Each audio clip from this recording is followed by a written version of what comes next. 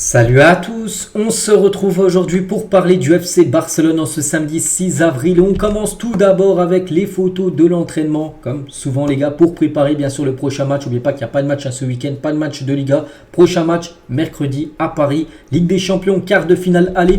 Et on commence tout d'abord avec le gardien qui sera titulaire mercredi, bien sûr, c'est Marc-André Ter Stegen. On peut voir aussi Robert Lewandowski comme un kangourou lors de l'entraînement. On peut voir aussi les jeunes, comme par exemple Lamine Yamal, Jules Koundé avec son nouveau style, enfin nouvelle coupe de cheveux bien sûr, pour le défenseur français. Et tiens, vu qu'on parle de Jules Koundé, face à Mbappé, vous mettez qui? Parce qu'Mbappé devrait être titulaire avec le PSG contre le Barça au poste d'ailier gauche, dans le couloir gauche. Et du coup, qui jouera défenseur droit pour vous sur Actu Barça FR, plus de 5600 votes, donc Araujo ou Koundé. Donc voilà, entre les deux, qui pour vous est le plus fiable, regardez, vraiment c'est kiff, on peut dire, 50,9% mis Araujo et 49,1% ont mis Jules Koundé. Moi j'ai mis Araujo, parce qu'Araujo a déjà fait ses preuves à l'époque contre Vini Junior, un joueur un peu dans le même style que Kylian Mbappé. C'est pour ça que j'ai plutôt mis Araujo, mais bon, Koundé aussi, pratiquement un supporter sur deux, plutôt mitigé, voilà on va dire. Donc voilà ce que pensent les supporters du Barça par rapport à qui doit être en face de Kylian Mbappé. Et concernant des joueurs, tiens, comme Koundé, Ter Stegen, Koundé, Araujo, Cubarsí, Cancelo, Gundogan, Lewandowski, Rafinha et Lamine Yamal. Donc tous ces joueurs semblent être prêts pour le match aller à Paris. C'est-à-dire en gros que c'est des joueurs qui devraient commencer titulaires. Voilà, c'est tout cela. En gros, c'est quasiment cette équipe qui devrait être alignée. Donc concernant la défense, donc Cancelo devrait être le défenseur gauche, Cubarsí, Araujo. Et tout à l'heure on posait la question Araujo, Koundé, qui vous mettriez-vous? Donc ça devrait bien être Koundé qui devrait être défenseur droit. Il avait fait un très bon match contre l'Atlético avant la trêve. Il avait fait aussi très bon match en tant que défenseur droit contre Naples. Lors du match aller, match retour en Ligue des Champions, lors du 8e. Donc ça devrait bien Koundé. En plus, il le connaît, les deux sont français. Donc voilà, ça devrait être Koundé qui devrait être aligné au poste de latéral droit. Et l'attaque devrait bien être Lamine Yamal, Lewandowski et Rafinha. Après, je ne sais pas si Rafinha sera allié droit ou c'est Lamine Yamal lié droit, mais bon, voilà, ça doit être Lewandowski au milieu, puis avec les deux là, autour de lui. Lamine Yamal, tiens, on revient sur lui hier, je vais montrer une longue interview de Lamine Yamal, je vais montrer au moins plus de 30 déclarations de Lamine Yamal, tiens, j'en ai encore quelques-unes, alors 4-5, Donc pourquoi ai-je aimé Neymar plus que n'importe qui d'autre, parce qu'il m'a fait aller voir les matchs, il m'a fait amuser, c'était un spectacle, c'était agréable de le voir jouer, même s'il dit son idole, c'est Léo Messi. Il a beaucoup regardé en gros à l'époque des compiles sur YouTube en gros tout simplement de Neymar à l'époque quand il était à Santos, tout ça. Et c'est pour ça un petit peu qu'il a un peu le même style de jeu de Neymar à l'époque. C'est que Neymar maintenant a perdu de sa suprême qu'il avait quand il était beaucoup plus jeune. Combien de fois avez-vous essayé d'imiter les dribbles de Neymar? Je pense qu'à la fin de l'avoir vu, parfois ça vient et puis je me dis, regarde, il a fait celui-là. Un nouveau dribble après qu'il a voulu essayer tout simplement Lamine. Est-ce que ce sont des passes intérieures que vous avez apprises ici à la Masia de Messi? Il a dit essayer de ressembler à Messi là-dedans, c'est difficile. Mais bon, le joueur dont je me souviens les avoir fait, c'était lui. Et si ça peut ressembler au sien, alors j'essaierai de faire des passes extérieur, on va dire, c'est le propos extérieur tout simplement. Donc Léo Messi, il a regardé souvent Messi le faire et c'est pour ça que de temps en temps il réalise des passes comme ça. Lamine Yamal du côté du Barça. Cette année j'ai pris près de 7 kg de masse musculaire depuis la pré-saison, depuis août dernier. Pour le poids j'ai pris environ 4 kg et en hauteur 2 cm cette année. Je suis 1m81 maintenant. J'avais l'habitude d'y aller avec mes amis et ce que je voyais je le mangeais. J'étais plus carné. Maintenant je mange plus de poisson. Donc voilà, bien sûr il a tout changé parce que maintenant il est footballeur professionnel et son alimentation, il fait très attention bien sûr, il regarde maintenant ce qu'il mange tout simplement, le jeune Lamine Yamal. Est-ce qu'on me donne une marge de taille maximale? Non, bien sûr, il peut encore grandir, il a dit, il fait 1m81 mais il peut encore prendre quelques centimètres. Voilà, Lamine Yamal peut-être qu'il atteindra les 1m85 certainement.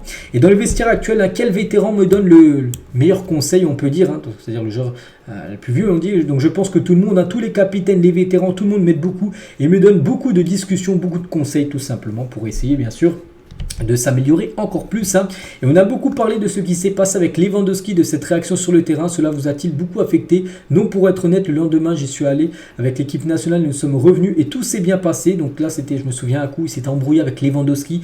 Je ne sais plus, Lewandowski, un coup, il voulait la passe, il n'avait pas fait la passe, il avait tiré Lamine Yamal et Lewandowski. Souvenez-vous, Lamine Yamal voulait le taper dans la main, il était venu vers lui, Lewandowski lui avait mis un gros vent. Souvenez-vous, bon, ça date il y a quelques temps. Donc il a dit en gros que tout s'était bien passé dès le lendemain, c'était rentré dans l'ordre, on va dire. leur petit désaccord qu'ils avaient eu la veille lors d'une rencontre. Donc voilà ce qu'il y avait à dire et finir la déclaration, l'interview d'hier de Lamine Yamal. On va parler cette fois-ci de Cancelo et tout indique que la signature de Cancelo se fera avant l'Euro. Donc le joueur est heureux au Barça, il veut rester. Le club a déjà informé Manchester City de son intention de signer le joueur. N'oubliez pas qu'il est prêté par City au Barça. Et au Barça, bien sûr, tout le monde veut le garder. Ils veulent conserver, bien sûr, Cancelo parce que ça a été une belle réussite. Donc maintenant, il va falloir négocier avec City. Donc ce que veut le Barça, toujours, ça ne bouge pas, l'avoir encore en prêt pour une nouvelle année.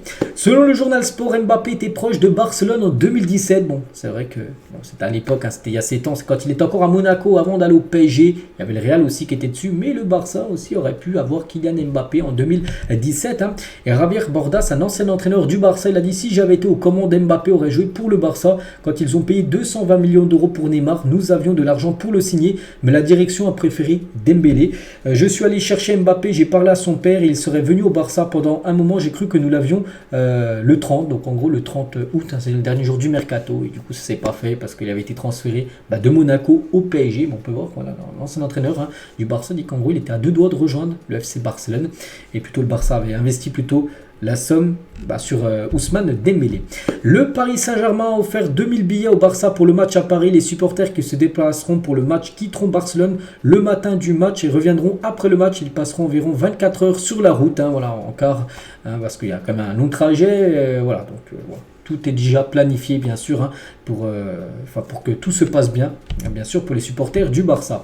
Luis Enrique, il est en conférence de presse. N'oubliez pas que le PSG joue ce soir. Pas du PSG, parce que c'est l'adversaire du Barça. Il joue contre les derniers de la Ligue 1. Voilà, c'est l'heure où il va beaucoup faire tourner à Luis Enrique avant d'affronter le Barça. Il a dit le match contre Barcelone, parce qu'il était en conférence de presse hier. Je ne pense pas qu'il y ait un joueur qui pense à Barcelone. Je ne veux pas que les joueurs pensent à Barcelone. Ils pensent à Clermont, parce qu'il y a déjà le match contre Clermont avant. Nous avons un match avant Barcelone, c'est le match de Clermont. Donc voilà, il veut qu'à chaque fois qu'il y avait des questions sur le Barça, il disait non, je réponds pas à ça, je réponds seulement, c'était la conférence de presse, sur le match de Clermont. Mais voilà, dès demain, les gars, là, il sera focus 100% bien sûr sur le quart de finale. Kvaratskhelia est sur la liste de Barcelone, mais Naples cherche à renouveler le contrat du joueur napolitain qui va affronter le Barça là il y a quelques semaines en Ligue des Champions. Donc voilà, concernant ce joueur, vraiment pas sûr qu'il reste du côté du Napoli parce que Naples risque de jouer aucune compétition européenne saison prochaine. Enrique Cerezo, le président de l'Atlético Madrid, il est normal que Félix veuille rester au Barça car il y joue un rôle de leader. C'est un grand joueur et c'est naturel qu'il veuille y rester. Barcelone le veut et l'aime, tout le monde est content, il s'est très bien adapté, nous lui souhaitons le meilleur, mais voilà, il ne va pas laisser, ça ne sera pas facile de négocier avec Enrique Cerezo, surtout que l'Atlético, lui, il a acheté quand même plus de 120 millions d'euros, Benfica, donc ils ne vont pas le lâcher au Barça, 20 millions d'euros, bien sûr, ils ne vont pas perdre énormément d'argent, donc il faudra négocier, et je pense qu'entre les deux, entre Cancelo et Félix, Cancelo, je pense qu'il a beaucoup plus de chances de rester que Félix, parce que si le Barça, par exemple l'Atlético, ils disent nous on veut 80 millions d'euros, sinon on ne le lâche pas, je pense que le Barça, bien sûr, ne mettra pas cette somme, donc lui, il pourrait retourner du côté de l'Atlético. Gundogan, il y a quelques déclarations de Gundo, une finale de Ligue des Champions, Barça City, il adorait, il a dit j'adorais bien sûr, n'oubliez pas que City c'est son ancien club, mais j'aimerais d'abord atteindre la finale de la Ligue des Champions, quel que soit l'adversaire. Mais oui, Manchester City est une équipe extraordinaire et a probablement maintenant les meilleures chances d'atteindre la finale. Comme je l'ai déjà dit, la Ligue des Champions est cruelle et on ne sait jamais ce qui va se passer. Toujours avec Gundogan, bien sûr, nous sommes heureux maintenant et beaucoup de gens ne s'attendaient pas à ce que nous soyons en quart de finale de la Champions League en début de saison, mais nous devons continuer à nous améliorer pour prendre les bonnes décisions dans les matchs clés. C'est la clé, tout simplement. Personne ne croyait au Barça pour la Ligue des Champions. Qu'est-ce qui a changé? Il a dit, bien, nous devons toujours garder les pieds sur terre. J'aime qu'il y ait de l'euphorie, de l'optimisme autour du club avec le supporter, mais nous devons être clairs sur le fait que nous devons continuer à travailler dur pour atteindre les objectifs. En peu de temps, vous pouvez passer du statut de favori à celui d'éliminateur de la compétition. C'est ça que tu peux passer. Voilà. Après, c'est la Ligue des Champions, c'est des matchs à coup près, des matchs à élimination directe. Bon, 2 matchs aller-retour, donc voilà, il sait que bien sûr tout peut arriver, voilà, tu peux aller au bout, tu peux gagner, mais tu peux aussi sortir dès les quarts de finale. Contre le PSG, nous devons nous concentrer sur le contrôle des ailiers, bien défendre pour les contrôler, mais nous devrons le faire en équipe, si nous y parvenons, nous aurons une chance de nous qualifier. Si nous pouvons jouer comme nous l'avons fait par exemple contre Naples, nous aurons une chance en Ligue des Champions, je pense que oui, mais bien sûr le PSG est une grande équipe, et il y a de grands joueurs, donc voilà, ça sera vraiment un gros match, on a hâte, enfin moi personnellement j'ai hâte d'être mercredi pour voir cette rencontre. Je pense que nous avons été excellents avant la trêve internationale et je pense que le dernier match n'était pas au niveau des matchs que nous avons joués avant la trêve. Donc là, il parle du dernier match, c'était Las Palmas, je crois. Ah, c'était samedi dernier. C'est vrai que ça fait déjà une semaine que le Barça n'a pas joué et le prochain match est seulement mercredi prochain. J'avais dit 11 jours de repos quand même, enfin 11 jours pour préparer un match. Donc en gros, ce dernier match n'a pas été bon, mais là, c'est un autre match, c'est un autre adversaire, c'est notre compétition. Donc voilà, nous aurions pu mieux jouer lors du dernier match contre Las Palmas.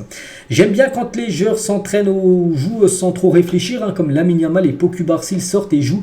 Ils ne ressentent pas la pression, ils ne se soucient pas de la pression et c'est pour ça qu'ils s'en sortent très bien, parce qu'ils ne se soucient pas de la pression, de ce qui se dit à l'extérieur. En gros, hein, quand j'avais 16 ou 17 ans et qu'ils m'ont mis sur le terrain, j'étais nerveux à l'idée de ne pas faire d'erreur. Je pouvais même être un peu timide, mais nous avons besoin de cette fraîcheur et l'équipe est très fière de nous aider autant. Hein. Toujours avec Gundogan, donc les jeunes de Barcelone viennent d'une génération différente, ils grandissent d'une manière différente et vous n'avez pas la même mentalité dans beaucoup de choses. Hein. Honnêtement, j'apprends aussi d'eux, hein, de leur point de vue tout simplement, parce que lui, bien sûr, il a beaucoup plus d'expérience que Lamine Yamal, on est d'accord, mais il apprend quand même de Lamine Yamal, tout simplement. C'est vrai que la nouvelle génération n'est plus la même que la génération, on va dire, il y a 10 ou 15 ans, hein, c'est pas la même bien sûr mentalité. Gundogan, toujours certains d'entre vous, les vétérans, pourraient facilement être les parents de certains des jeunes qui jouent avec nous. C'est vrai que je sais pas, il y a quel âge, au moins 32, 33 ans je pense, Gundogan, j'ai plus de la trentaine, c'est vrai qu'il pourrait être par exemple père, hein, de Lamine Yamal, hein, qu'à 16 ans, hein, des fois tu peux avoir des enfants tôt, donc oui, bon, c'est comme ça, c'est le football. S'adapter aux jeunes joueurs, hein, donc c'est facile, mais c'est probablement plus facile pour les jeunes, hein, quand on est un peu plus âgé, parfois on ne comprend pas certaines choses, il y a différentes, bien sûr, générations, hein. Donc voilà tout ce qu'il avait à dire, hein. Gundogan, qui va parler un peu des matchs futurs, bien sûr, du Barça. Bojan Krkić, qui est ancien joueur du Barça, je pense que nous allons gagner à Paris, voilà ce qu'il a dit, donc maintenant on verra, hein, bien sûr, n'oubliez pas, il y a t'as beau avoir des pronostics, tout ça, la vérité, ça se passe sur le terrain. Et toujours avec lui, lors de cette interview, le PSG est une grande équipe, mais nous arrivons au bon moment. J'espère que l'équipe aura ses chances et que nous serons en demi-finale, hein, de cette Champions League. Hein. Et Xavi donne tout et plus encore, mais le monde de l'entraîneur n'est pas facile, c'est un monde ingrat. Simplement, voilà, parce qu'on sait que Xavi, c'est un peu compliqué, hein, concernant son futur. On va parler de Lamine Yamal, tiens, encore lui, hein, les gars, il a atteint la barre des 6 millions d'abonnés sur Instagram, c'est pas mal, hein, donc voilà, quelqu'un énormément suivi sur les réseaux sociaux. Félicitations bien sûr au jeune Lamine Yamal. Et on finit avec lui aujourd'hui. Donc voilà tout ce qu'il y a à dire aujourd'hui. J'espère que ça vous a plu. On se retrouve soit demain, soit lundi pour le prochain numéro où on parlera bien sûr, hein, beaucoup là, du quart de finale aller de Champions League. Allez, je vous laisse, je vous souhaite une très bonne journée et à plus tard.